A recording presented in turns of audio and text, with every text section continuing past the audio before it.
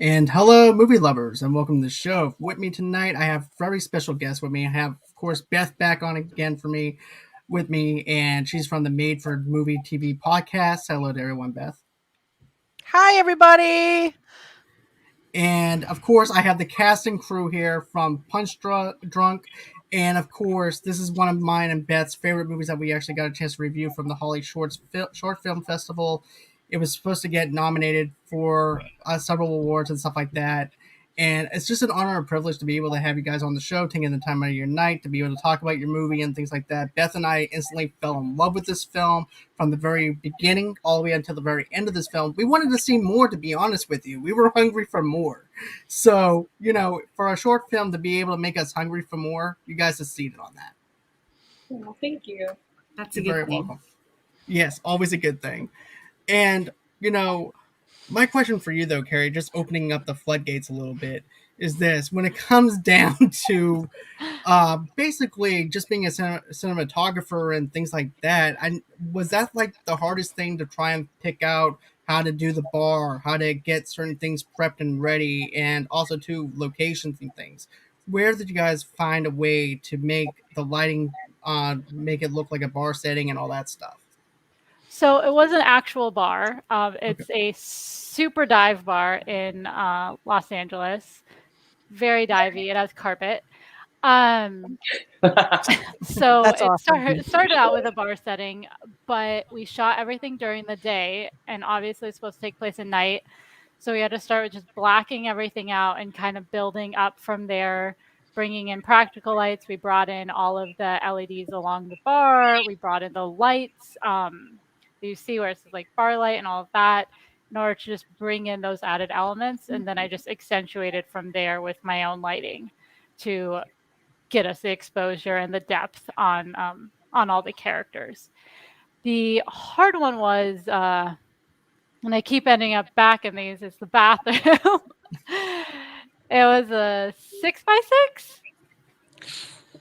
I think. Yeah, I think that's right. All Yeah, right. it was about a 6x6 bathroom that me and Danielle got very comfortable in for a day. But because it was so small and because we were seeing almost 360 in there, it was difficult to actually light. So we popped out one of the we had like I don't even know, the square ceiling panels, and we popped out one of the ceiling panels and stuck a light mat LED in there, and then just skirted it off the wall, and then had bounce to just kind of move around as we moved around. But because it was such a small space, we really didn't have a lot of options. And we just really leaned into the fact that the bathroom itself was supposed to be this gritty, gross, awful place, and we lit it like that, whereas the bar is supposed to be a little bit warmer, a little bit more inviting in ways, but still has some Darkness to it. conflict in it, which is Right. why we lit that warmer and leaned into that aspect of it. I think that answers your question. Yeah, it really does. Beth, is there anything that you wanted to ask in particular as well? Well, I was wondering. So when the movie first starts out, we see Nora's purse. We see her hands, and she's looking at her phone. And there's a shot of the urinal, and then of course the toilet as she's flushing with the blood. And then when we finally kind of get a glimpse of her face, we really see what we really see is Nora bracing and her hands and I thought that was sort of an interesting choice at the very beginning. I thought it worked really, really well, but I'm wondering, like, why, like, why do it that way? I thought it was really interesting and effective. Thank you. So I originally scripted it. I really wanted to put the audience in Nora's point of view from the moment that we opened. And so by having her be you, the audience, by having it shot in a way where it's looking down, you're her eye line, you move along with her until she looks in the mirror. And then from that point, we see her and then we follow her. And so to me, it was a way of bringing in both genders and all genders of our audience and really throwing them into her experience. Is that also why so when she's in the bar and you're seeing the her customers, you're almost kind of viewing it from her point of view. Was that intentional? Because you're just seeing sort of like what she's seeing. You never really see anybody below the bar or anything like that, except for the group that's sitting. But you can only you get the feeling you're only seeing what Nora is seeing in most of that bar scene. Was that intentional? Yeah, absolutely. Carrie and I collaborated together on that shot list from the very beginning to really throw you into that experience. And I have to say that we're gonna have a cat join us. But My dog was here. He left already. It's perfectly But- fine. yeah, it was a big collaboration for sure with all parties involved, but we absolutely wanted it to stay Nora's point of view throughout the journey. Yeah, I thought that was really effective, and the lighting. But so when you guys sat down to write the movie, how did you decide like what customers you were going to show and what parts of Nora's trauma you were going to show? Because there's a lot of trauma in this film in a very short period of time. She's really having a day, and you really feel that. But all these other characters come in, the customers come in, and they all kind of make a mark on the movie. They all stand out for what little time they're on the screen. I think they do. They're So I was just wondering, like, how you guys decided who you were going to add as characters. So when this experience is lived in real life, you're not just experiencing all that we see in this film in one night. Reality is it's days, weeks, and months. It's a big section of your life.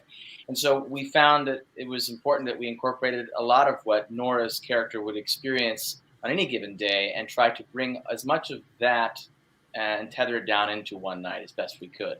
So I think we started out with probably like 8 or 9 different character types. Like, this is an experience I once had, and this is a person I once talked to. And oh my gosh, someone once asked me this and didn't even have it.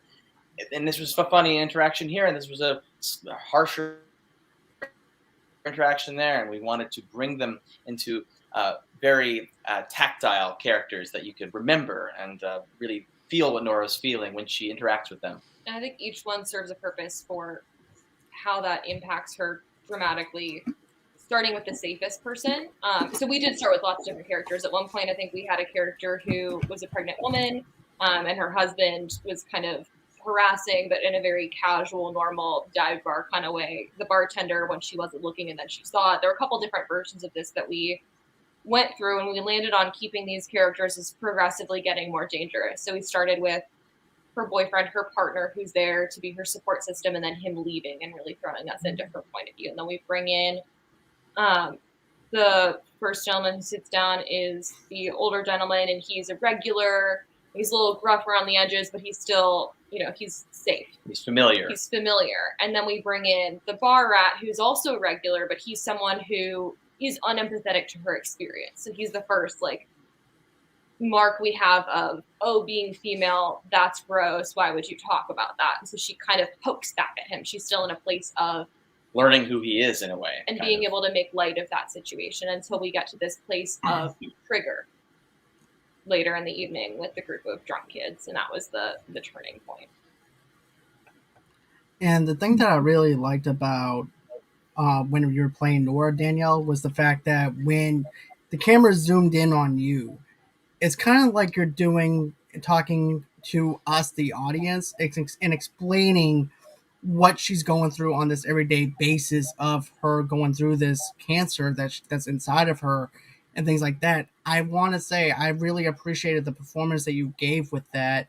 And what kind of deep dive did you have to go into playing a character like that? And also too, Emily, when you're shooting something like that, was that kind of difficult to actually follow her and trying to do like a breaking the fourth wall kind of barrier, trying to explain to the audience what's going on with her, but she's actually explaining what's going on with her?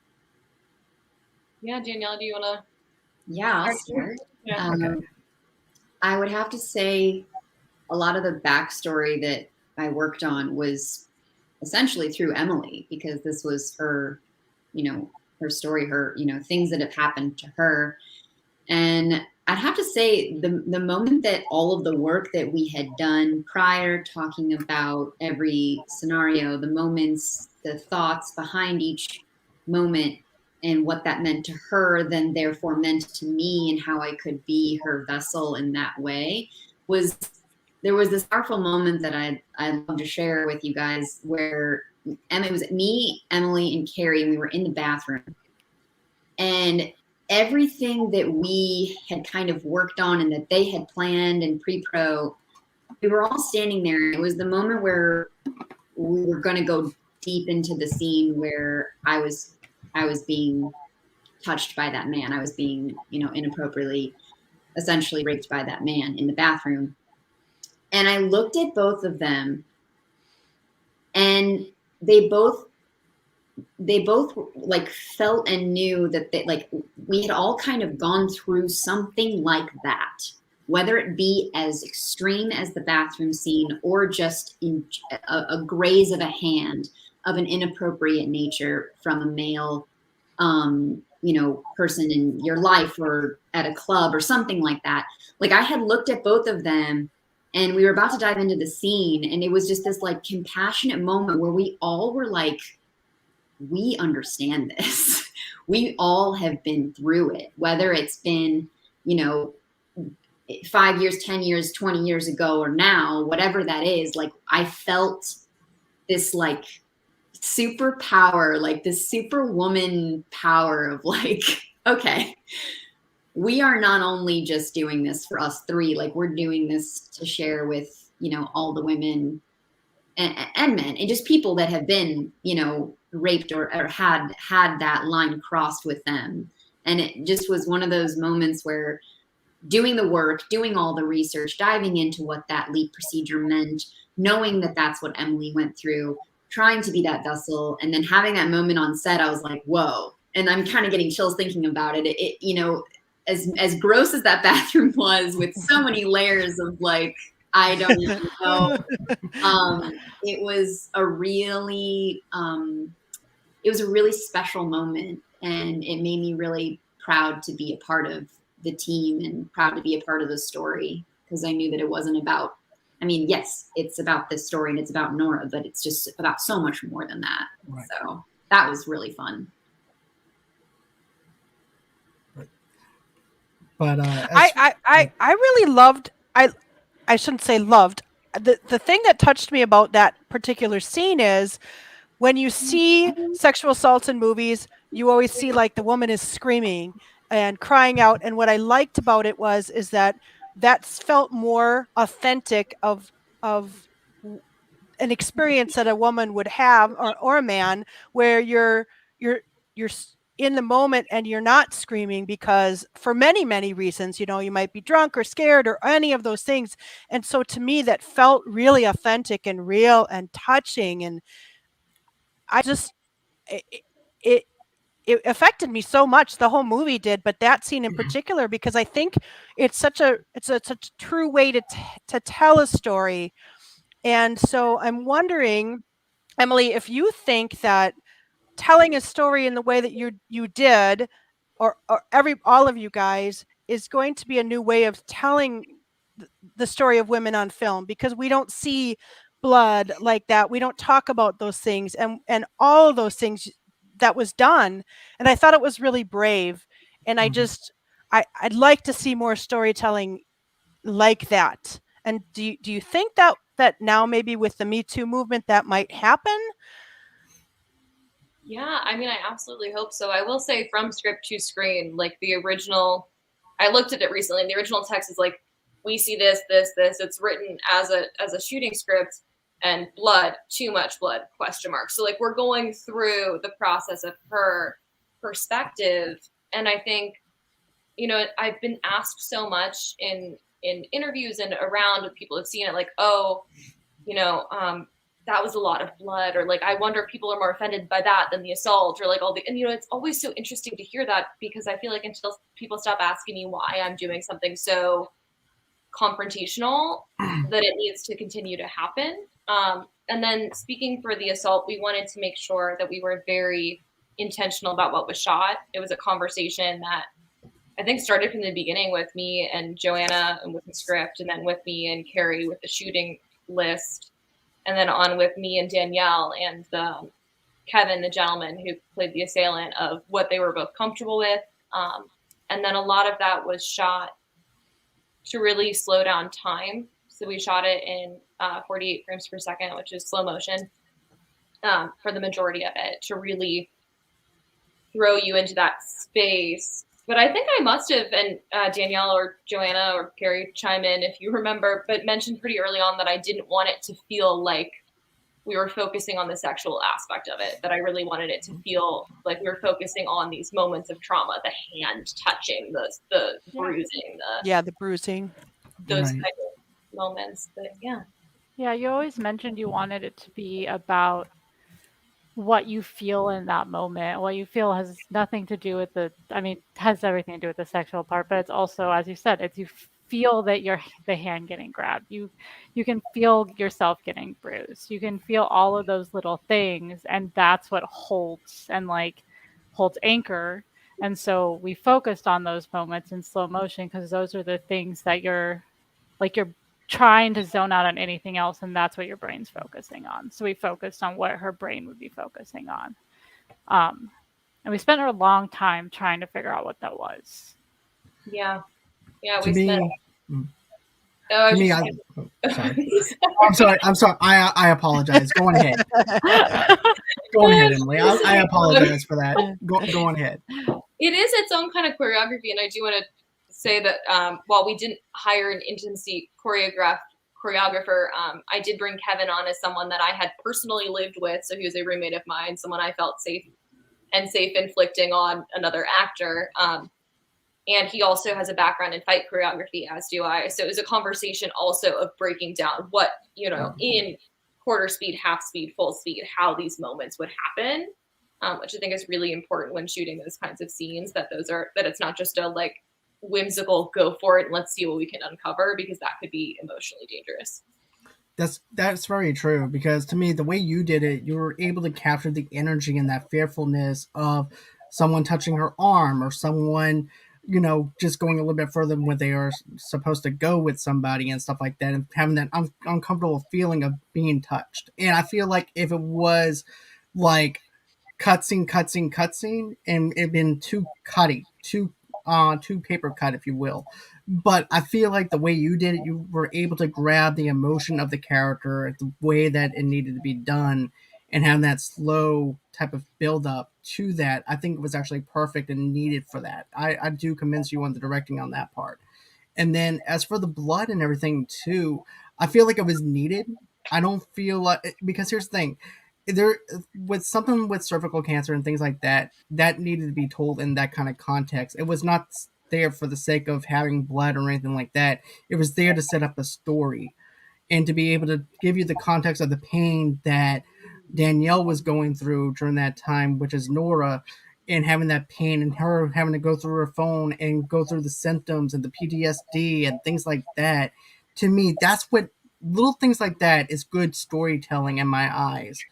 And to me, 99% of acting is just gazing at the camera with no dialogue and just looking at the expression on someone's face. That can tell you a lot from what they're going through. And I just want to commend you on that level of directing, because nowadays people don't pay attention to the little small detail. They actually want to go ahead and pull you on, hold your hand, and take you through there and try to explain everything rather than let the audience figure things out for themselves.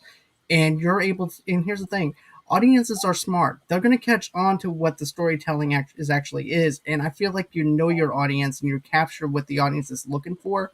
So I just want to say you did a great job with that. Thank you. I will say Joanna can touch on this too. We had a pretty long conversation on what needed to be explained by how much in the editing process, and if people would pick up on it, and who did or didn't. But I'll let her. Okay. I mean, I think the best short films are the ones that don't do too much in a short amount of time. And so I think what we were trying to convey is the story, it's really just about Nora, a moment in time. This is a slice out of her life. And it's a story about, it's not about harassment or anything more than that. This is a normal person who's going through life.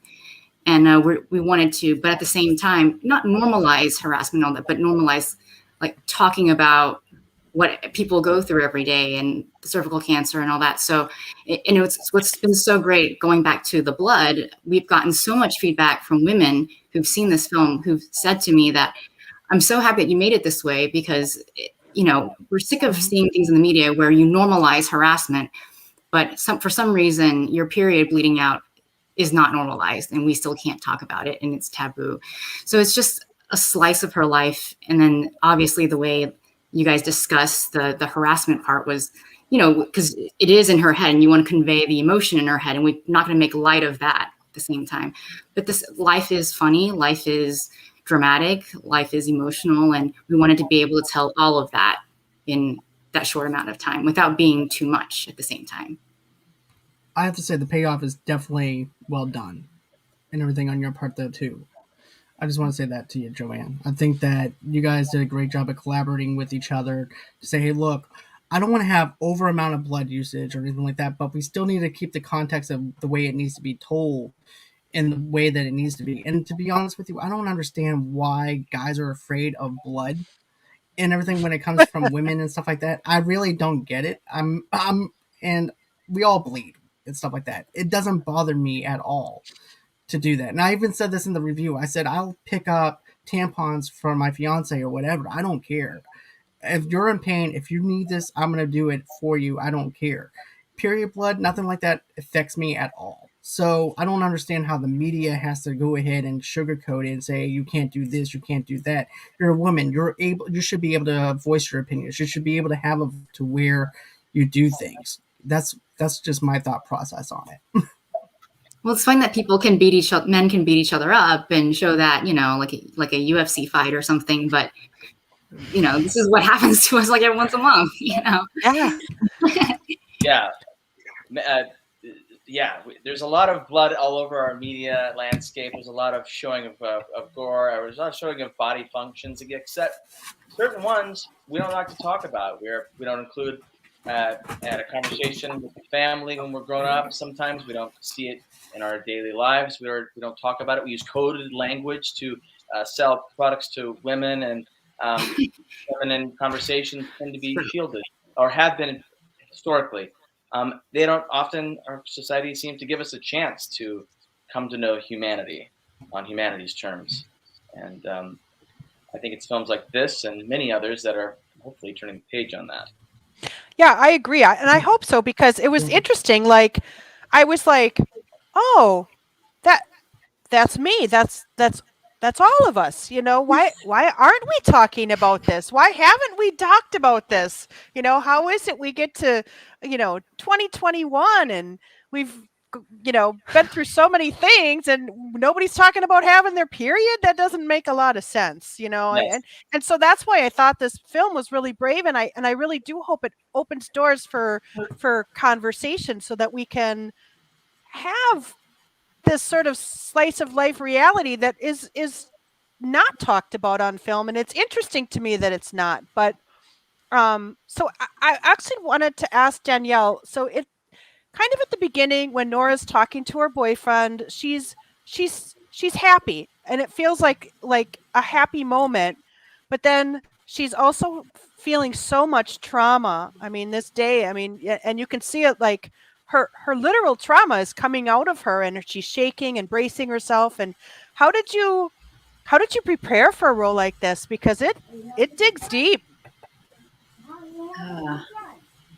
What was so interesting about preparing for something like that was that we not only, we shot not in sequence, but we shot in like certain things, and certain things happened. And then I was like, I think what's most concerning, or like the thing that actually, like, for me, I needed to focus on was really, like, I have a binder, and I had like the whole script in there, and like, had it all sectioned out. And then what I would do is I would have, figure out, okay, on the day, what are we shooting? And then I would have to process like how far into her pain she was. And then like, okay, well, a lot of times, like you were saying, you know, at the beginning, everything's a little lighter. She's kind of like, you know, holding it, keeping it together. But again, that kind of relates to women in general. Like we bleed once a month, and we have cramps and terrible pains and like migraines and all these things that happen to us because we're shedding our, you know, our internal, you know, one of our precious internal organs. And it's a beautiful ceremonial thing, if you will. But it's also, like we talked about, but like the, you know, keeping it down and internalizing it was something that I was trying to play with as well, because there are times when I'll be in like deep pain and then something great happens, or I connect with someone, and then I kind of forget that I'm like, you know, having my or, you know, my period time. And then the moment I think about it again, it kind of like creeps back in. So trying to prepare for, you know, the journey of what that looked like for her, along with the PTSD of the trauma that, you know, was kind of hand in hand with what she was dealing with, you know, throughout that night. It was like, you know, I walked away every night and I was like, did I do that? Did I execute it, you know, enough to be clear throughout the edit? Because at the end of the day, as an actor, you just want to be good for the editor, for the director, of course, on the days, and you want to give them everything that they're asking for. But then when the director sits with the editor, you want to make sure that, like, you know, continuity is correct, you know, making sure I'm grabbing the right rag and then it's over the right shoulder the whole time, and grabbing the, you know, the beer cup at the same time that I say the line, and land it right on the bar. And then, you know, you can mess around a little bit, but, you know, specifically with short films, I have to say, like, there's really not much time to be like a, you know, I heard that like Rob Lowe, he's so good at everything because he just like he does the same thing every time. And then like, it's so good for the editors to work on. But then there's other actors that like do a take and do like 5 different ways, right? So there's a fine line with short films because you don't have a lot of time to do that. And when you do that, you're kind of messing with the other scenes you shot before, what you're shooting after, because then you're like, well, which take are they going to use?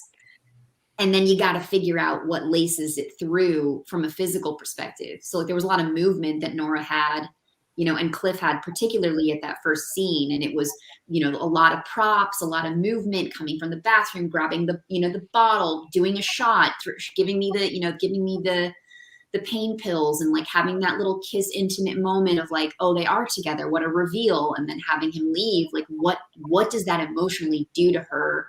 And it was tough. I mean, trying to get that. And then also, you know, the steady cam and getting all the movements with, you know, all that timed out, and having the lighting look so amazing, like Carrie all just setting it up like magic. And, you know, it really does take a lot of technical prep from that perspective. And then you just kind of hope that all the prep you did before, you just kind of like give it up and hope that that just kind of also unfolds from a character perspective as well. Like with, you know, Emily directing and saying, okay, giving me the notes and then being able to implement them. So yeah, I mean, I guess it's like you build it and then you're just like, okay, let's live in it and see what happens. And so, yeah. How many days was filming? Yeah. Oh, you're kidding. Oh my goodness. Wow. Yeah. So, you know, keeping continuity of like makeup and hair and like, you know, the moments that happened and like preparing with everybody on the team. It was a doozy, but again, like that's what short films are. Like we're, you know, you just go hard, you know, you black out and then you're like, did it happen? That's so funny. I will say it was really easy being in the edit room with Erica, our editor, and she looked at the dailies. Erica Gruner, very talented editor. And I love that our team is predominantly female as well. If you like look down the list and people will say, oh, your editor, how did he? And I'm like, she. Thank you. But she was looking at the dailies and I looked at the dailies and it was just like everything I remembered it to be and more. And it was, the continuity was solid. The journey was solid. And just watching Danielle do in that steady cam, that thing that women are forced to do where you go from being this raw, broken, okay, let me like pull my shit together in the bathroom. And that second the door opens and the steady cam follows her out, it's that pulling it together for the job. And it really it was beautiful to watch. And Carrie and I had some fun in like another bathroom on the side of this grungy dive bar trying to watch the monitor, and like too many cell phones, and it was cutting in and out, and I just had to rely on our Steadicam up and knowing that Danielle was really good and going to get it right. And that was like the amount of time we had with the Steadicam, because it was a 2-day shoot, and both takes were great. They're trusted. So you're lucky when your team is strong. Yeah. Now let me ask you, Emily. Except for when Nora comes out of the bathroom to go into the bar, there's some brief background music, but otherwise the film is void of music, which I thought added to the starkness of the film. So I'm curious, like, what made you decide? Was it because of that? Like, why did you decide no music except for that short amount of music? Yeah, absolutely. So for me, sound is really important. I come from a post background, so a lot of like sound and color and pacing are like, they're equally as important to the directorial side for me as capturing your actor on set, as getting that lighting correct, is getting those beats and getting that pacing and getting that emotional state. And so we went through and we locked our edit, and I talked with my sound designer, and we're very, very, very fortunate that we pulled some favors with a very talented gentleman, Paul Stoughton, who mixed and did that whole soundscape. And he and I sat down for probably an hour and a half over Zoom. And I went beat by beat, and I said, this is what she's feeling here, and then this is how she feels here, and this is how it moves. And I want it to feel like the world is kind of coming in on her. And I want to feel all of those. And we got a lot of it on set with Foley, and he got a lot in post of the sounds of the bar and when it's safe and when it's dangerous, and the sounds of how a bottle opener or something falling can kind of create its own music and create its own feeling. And we went through a couple rounds of notes, but not many. And it was just a really beautiful, wonderful experience that I lived with headphones in a remote Zoom world, and then heard for the first time the mix at HollyShorts. The first time we heard the 5-1. And oh, wow. Hell yeah. I'm glad Paul knows what he's doing. Yeah. I will say this though, Emily comes from a post supervisor background, and hands down the director with the most specific sound design notes I've ever seen in my life. Like literally second by second. Like she had like, you know, the ringing noise and this like, well, like, wow. Like, so that played definitely, the sound was a big part of the film for sure. Wow. Detailed Yeah. I mean, it was. emails. Because you can hear it like right from the very beginning. You get the breathing, Nora's breathing, which sort of sets the tone. But it is very sound filled, and I like that. Even when she's like the bar rat, and she has the straw and she's poking him and saying tampon, tampon, like you can hear it, like the poking. I thought that was really effective, and so I like that there wasn't a lot of music or other noise, because really, I mean, you're just sitting in this day of trauma with Nora, and so I liked that starkness about it. I thought that was really, really effective. And another thing that affected me was when she's in the bathroom. I think it's the second time where she is really stuck. She's literally has nothing to use when she's bleeding, and it just sort of felt to me a symbol of where she sort of felt that, at least that day, because we don't know anything about more than what we see in the film, but she's literally stuck, and here she is in the bathroom stuck, like she doesn't know what to do, like what's she going to use now, because she has this sort of bleeding out. But the other thing I really liked was when the boyfriend gave her that bottle of ibuprofen. I just thought that was so sweet and lovely, like I felt like she felt a little bit of hope or something, you know. And I think I noticed it more after I saw it the first time, because the first time I didn't know what to expect. I didn't, you know, but then so much is happening. So I'm curious also, Emily, like the group of people, and they're really drunk. That gal who plays the drunk girl, she's so good. Her eyes are rolling. I was like, oh my gosh, she really just seemed so drunk, and I felt for Nora, like she felt terrified, like what's going to happen here. And that to me, that was such a that was the scariest moment actually for me of the whole film. Like, what's going to happen now? Is Nora going to have to make a decision? What is she going to do? And then there's like full relief on her face when the men kiss and we realize that she's not in danger, or at least not right there. But having been a drunk girl in a bar before, it scared me. You know, and I think that's another thing that this film does. It's like you're really, I mean, I saw so much of myself in this film, and I think that's what's really talks what's going to speak to women when they see it. I definitely agree with you on that as well. I'm sorry, I ran into some tech issues and stuff like that on my end, but you know, that is one of the things I have to say is the most fearful thing is the fact that you see this girl getting hit on at the bar. You see her kind of tipsy and everything. You don't know what to expect, but seeing the relief off of Nora, knowing that nothing bad is going to happen to her because of the fact those guys are not even into her to begin with because they're actually into each other rather than her. So I think that played off the narrative very well.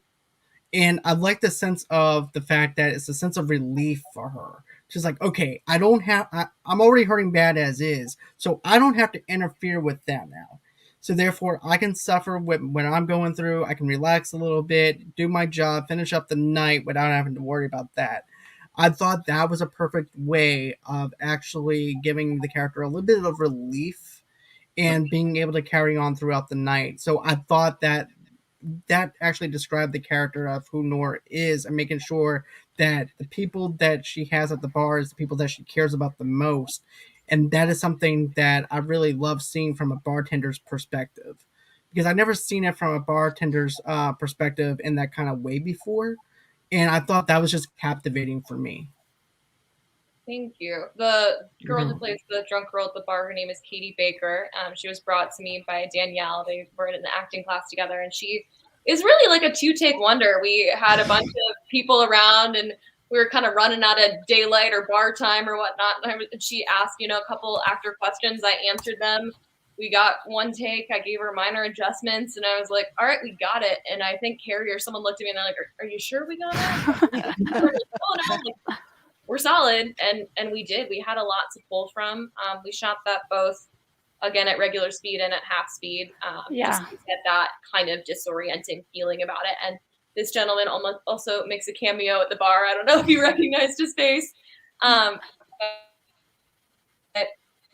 yeah, it was, again, very lucky to have talented actors to work with. Yeah, her and she worked and leaned on a lot of Eric Lee Stroy. Were amazing to work with, especially for what we asked of them in that sort of pivotal moment.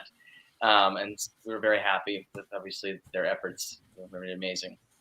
Yeah, big shout out to Katie Baker. She's one of my faves, and she's a fabulous actor. And I'm glad that she was able to join the team. Yeah, I mean, she really made an impact, because like when her eyes rolled, I was like, I forgot I was watching a movie, and I just felt like real fear there for a minute. Like she really did a great job for the time she was on the screen. She just really captured it. And I do think I remember seeing you now that I'll have to look at it again. But I now, since you said that, Emily, I think I do remember seeing him there now. Oh, I think we almost hiding in plain sight. He had a cameo or two. Oh, okay. So I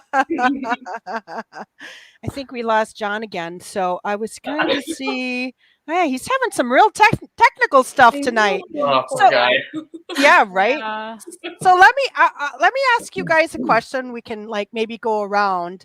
So when you guys were all deciding what you wanted to do, or as a group collectively, how did you want Nora to be portrayed? I'm gonna let Danielle start on that one, because that's character work.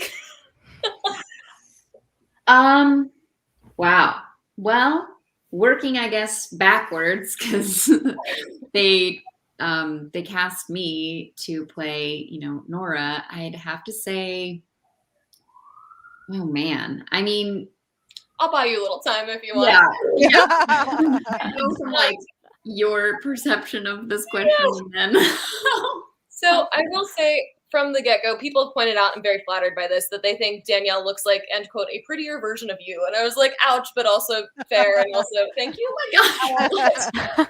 It's like, Danielle is if you were a model, and I'm like, oh, well, should we have similar-ish features, like whatever? But no, in essence, like Nora being a bartender gives her the ability to be someone who can pull her shit together, someone who's strong, someone who can hang with the guys and is able to be brash and jokey, and really highlighting her humor and her perseverance and her strength were really important to me as she's going through this trauma, because there's so much coming at her and happening to her both internally and externally, that watching her navigate that and be a badass was, while also being very human, and seeing her ability to be vulnerable and to break in those intimate scenes in the bathroom were really important. Yeah, we had conversations about Emily and I have had conversations where your mom's a nurse, start medicalizing, like things like that. We incorporated because we wanted authenticity to be a running theme, not just in the crucial elements, but in the minute, in the nuance. It was a real fortunate sort of activity to sort of bring back and bring dialogue from our day-to-day lives into this. And one element was, yes, where do we put this individual? We put this individual directly in your day with the same names, faces, and jobs. Maybe we need to put this maybe in one place we can see a woman interacting with safe and unsafe elements, with men, with different types of men, with different types of people. What about a bar? It can all happen in one place. There can be a bathroom. There can be a intimate moment shared with a loved one, and there can be foreign elements, and it can all place itself in one place. Those are conversations you have when you're producing an indie film, right? You want to limit your exposure to risks outside of where your safe spaces are, and if we can bring it all into one place, we were able to do so. And I'd say the other thing, like when you say like how far from yourself do you write and see the character, I think becomes a question as well. And I definitely, people read me or us and they're like, oh, I hear you in this. I'm like, yeah, I do have a very specific like sense of witty banter or cadence or something that I find both, has that sense of me in it. Of course it does. I co-wrote it, but I also wanted to bring an actor on who from the get-go came with their own point of view. Yeah. And I think also just the way we shot it, giving Nora the ability to, by not giving her a face immediately, giving her the ability to be everyone, for the audience to relate to her and to see things through her so that they are rooting for her to survive. Right. I think we really wanted her to be just like a normal girl in the Midwest who really has her stuff together, so to speak, but, is faced with the realities of life just like everyone else. And that, we're all going through the same things. And so is any people who are even strong on the outside are dealing with the same things that everybody else is.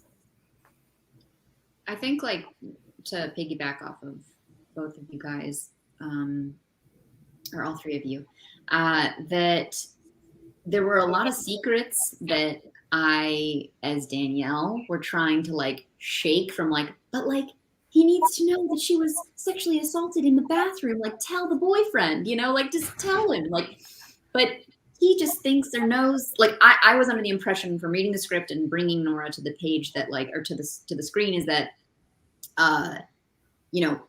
he knew about Nora's surgery. Does he know about the sexual assault? Definitely not in my choice, the choice that I had made. Now that could have been, interpreted in any way, shape, or form by the audience or by, Emily or Joanna or, Kaysen or Carrie. But like for me, I was like, okay, Danielle, jump back into Nora's shoes. This is a secret. Like, you know the secret because you know the story, but to kind of have that in the back of your mind and then shift into Nora and then like live in that space of he doesn't know,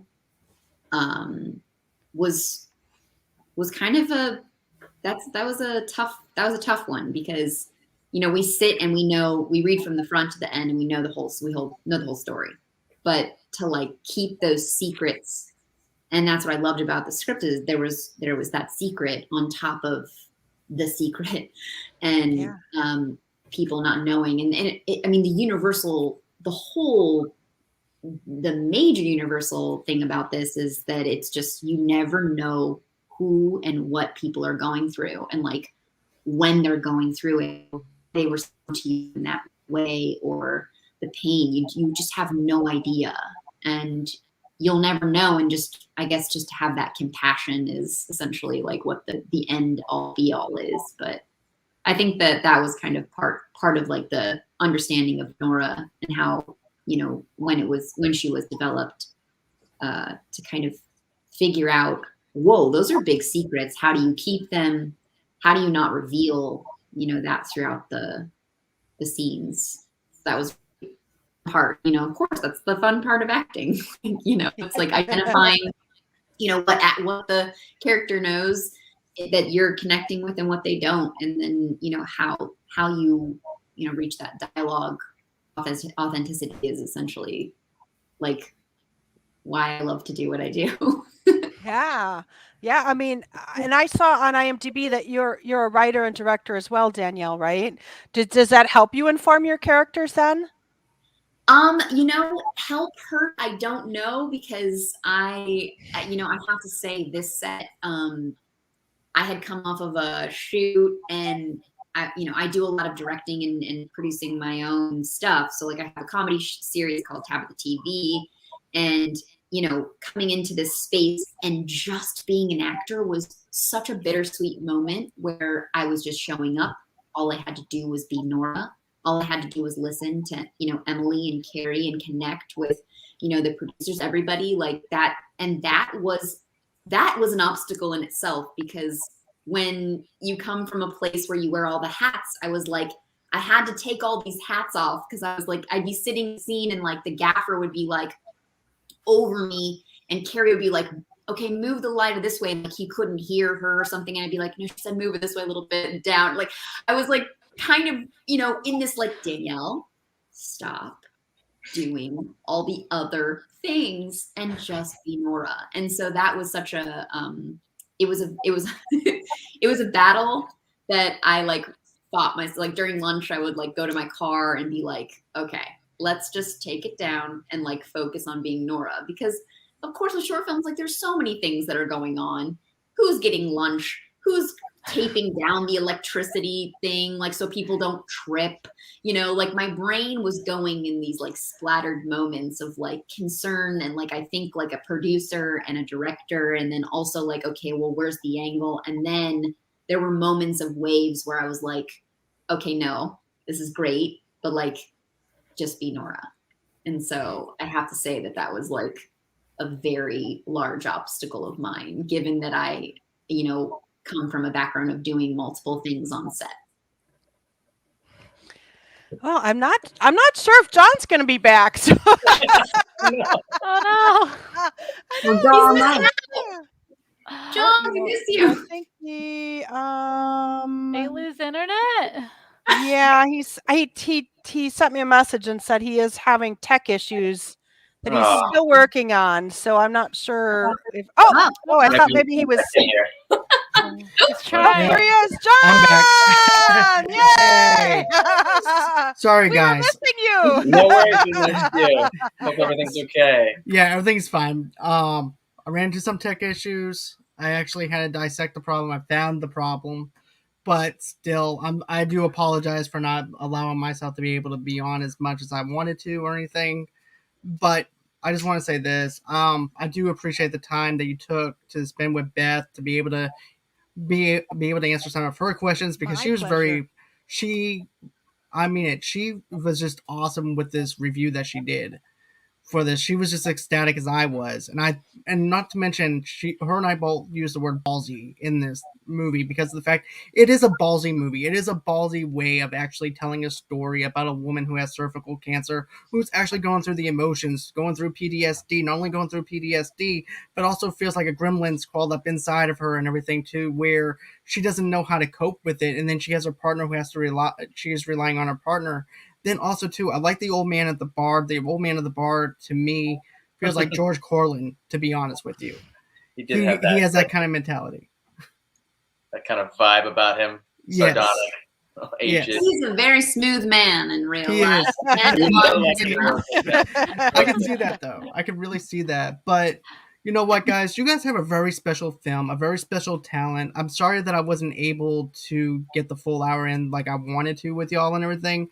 But here's the thing: I would love for you to guys come back on again sometime in the future when you have another film coming out and things like that. And you guys are wonderful together. You guys work beautifully together, and it's very cohesive the way that you guys do things. The production of it, from the production to the cinematography to the writing to the directing, you guys are a great team, and you guys are outstanding at what you guys do. To be able to tell a 10-minute story, and it's probably one of the hardest things to actually do, because I know that, you know, when it comes down to production, when it comes down to producing, it's like I have to cut this out, but I have to leave this here, and it's hard to leave certain elements on there on the cutting room ground and everything, and so that way it can feel cohesive to where it can feel like it has moving body parts and everything. And I know that's the most challenging thing to do with a 10-minute film, but you guys do it so great. I just want to point that out there. That is so very kind. You're very, You're very very welcome. kind. Thank you, John. You're very welcome. You all are We're very all welcome. very lucky to work with each other. That's the thing. We were all just immensely proud of, thankful that we all were together on this. Danielle, Carrie, Joanna, Emily, everyone. Ian, And those who was unable to be here. And Ian, Foley artist Nikki Gress, Kirsten, who worked in art department. There's so we many had people. a really wonderful team, and it was. You guys are great. And Danielle, I just want to say your acting is really, really great, to be honest with you. You're very welcome. Here, here. Thank you.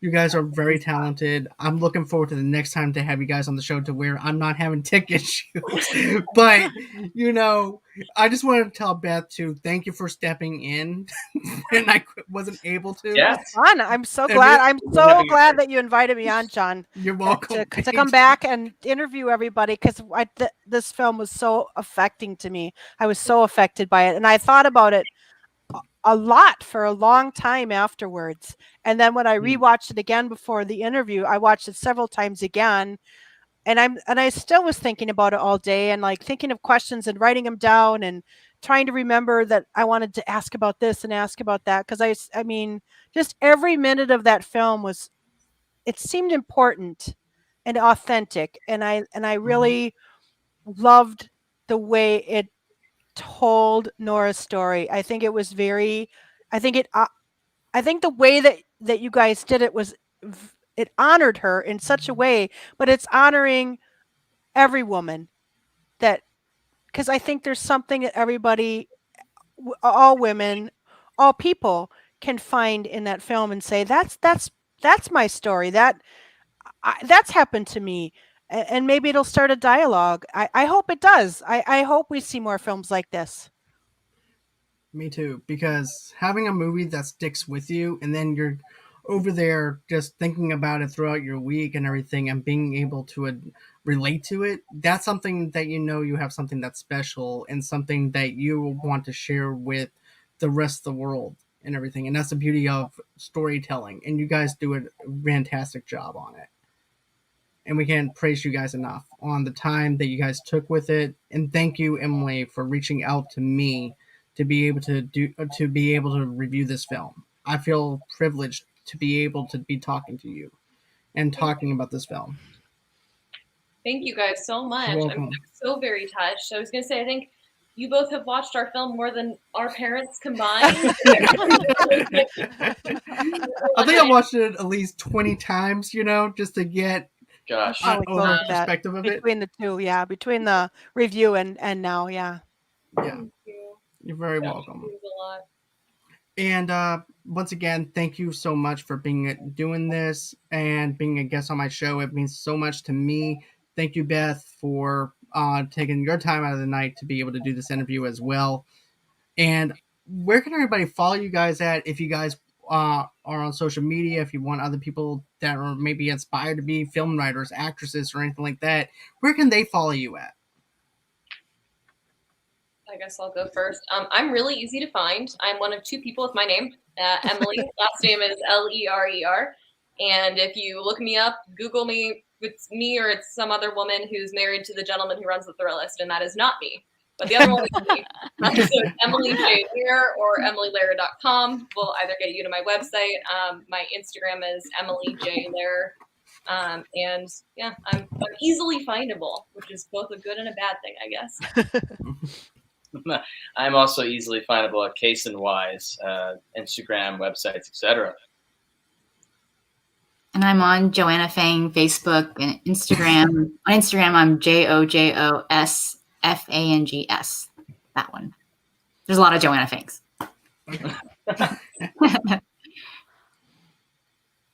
Danielle? Okay. Find me at Danielle Argyros. I don't know, I haven't looked up if there's more people like me with my last name, but at Danielle Argyros on IG. And then if you want to check out my comedy series, it's happening now. It drops in Minnesota every Monday. It's at Tabitha TV. And it's a little bit of a different genre than this short. Okay. And Beth, where can everybody reach you at? Or you can find me at the hashtag. This one right here. Where is it? Right there. Right there. I'm at the Made for TV Movie Club podcast, and you can find me wherever you find podcasts, and you can Google the hashtag and find me. And Carrie? I'm on Instagram at Carrie Morgan Media. All right. And everybody, you guys can go on ahead and follow me underneath Facebook at Movie Lovers TV Lovers Unite over there, underneath the same brand name on Instagram and on Pinterest as well. Of course, if you want an audio-only podcast episode of this show and mini shows that we do here, you guys can get that where you guys get your major podcast from. Also, I also teamed up with 2 Blur Girls podcasts and also Sensi with St. Jude's Children's Hospital. All proceeds go over to St. Jude's Children's Hospital, so you guys can go on ahead, get yourself a Sensi. All proceeds go over there.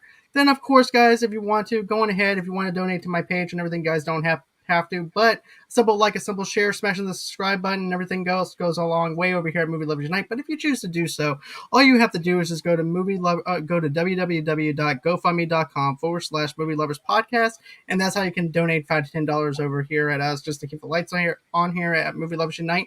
And then, of course, you guys can go on ahead and follow me on Twitter at Movie Lovers Unit over there. Of course, on TikTok as well at Movie Lovers Unit 001. And then you guys can also email me at movieloversunite@gmail.com if you're a sponsor. If you'd like to be on the show, that's how you can reach out to me over there. I do have another show coming up. Hopefully, cross his fingers, I won't have any tech issues or anything like that. But Alex from A-Town Reviews and I are going to be doing a trick or treat review. So we're going to be doing that in maybe 10, maybe 15 minutes from now. But still, go on ahead, jump on over there if you guys choose to do so. And then, of course, go on over to Good Pods. What's Good Pods? I'm glad that you guys asked. Go over to Good Pods. It's a great place that you guys can go on ahead, rate each individual episode that we do here at Movie Lovers Unite. And we can interact with you guys, telling you, and even if you think that the podcast sucks or whatever, write that down so that way we can actually take notes on how to make it better for you guys.